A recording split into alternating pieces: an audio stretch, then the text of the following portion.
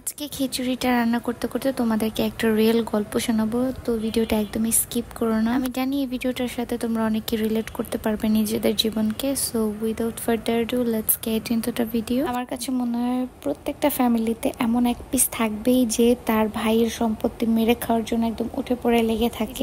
অনেক বেশি সাধু সন্ন্যাসী বলে দাবি করে আর সব সময় মানুষকে দেখায় যে সে খুব ভালো, সে এই বিষয়ে কিছুই জানে না, কিন্তু তলে তলে সে সব কিছুই জানে। Actually I don't want to say anything about my family because আমরা ওই বাসাটাতে থাকি না, প্রায় 11 বছর হয়ে গিয়েছে। তো ওই বাসায় যা কিছু ছিল সবকিছু বিক্রি করে খেয়ে ফেলেছে। এখন যদি পারতো তাইলে বিল্ডিং এর ইটগুলা খুলে খুলে নিয়েও বিক্রি করে ফেলতো। কতটা বেশি ক্ষুধার্ত হইলে মানুষ এরকম করে। হ্যাঁ, নিজে কাজকর্ম করে তো একদমই খায় না, বাট অন্যের হকের জিনিসটা মেরে ঠিকই খেতে পারে। তার সন্তানের জন্য চিন্তা করতেছে, আর যার সম্পত্তি খাচ্ছে তার সন্তানের কোনো খবর সে নিচ্ছে না।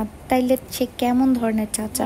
মানুষগুলা এত ইনোসেন্ট দাবি করে নিজেদেরকে, মনে হয় আমরা নিজেরাই দোষী। কি আর বলবো। আমার বাবা 2014 সালে মারা গিয়েছে, সেই থেকে এই অবধি আমরা আমাদের নানু বাসা থেকে বড় হয়েছি। এখন আমরা ঢাকায় থাকি। আমার মা চেয়েছিল যে আমাদের যতটুকু জায়গা সম্পত্তি আছে সেটা থাকবে, কেননা আমার ভাই যেহেতু আছে, সে বড় হলে একদিন ওই বাসায় যাবে, সবকিছু সে পাবে। কিন্তু এই জায়গাটাতেই তাদের প্রবলেম। তারা নিজেরা আমার বাবার কেনা সম্পত্তি মিউটেশন করেছে জালিয়াতি করে, আর যারা সাহায্য করেছে তারাও কিন্তু অন্যায় করেছে। জানা সত্ত্বেও যে এটা আমার বাবার কেনা সম্পত্তি, যেখানে শুধু তার অংশীদার হিসেবে তার ছেলে মেয়ে থাকবে। এদের কেনা সম্পত্তি থাকার পরেও যদি আমরা ভাড়া বাসায় থাকি, এর থেকে কষ্ট করার কোনো কিছু হতেই পারে না। আর সেই চাচা নিজেকে পীর আউলিয়া দাবি করে, সে অন্যের হক মেরে খায়, অন্যের সন্তানের হক, এতিমের হক মেরে খায়, সে কি ভালো থাকতে পারবে? আমি আসলে এই ভিডিওটার মাধ্যমে একটু ক্লিয়ার করতে চাচ্ছি আমার ফ্যামিলির এই সব নাটকের কথাগুলা। শীঘ্রই আমি এদের ফেসগুলাকে তোমাদের সামনে তুলে ধরবো।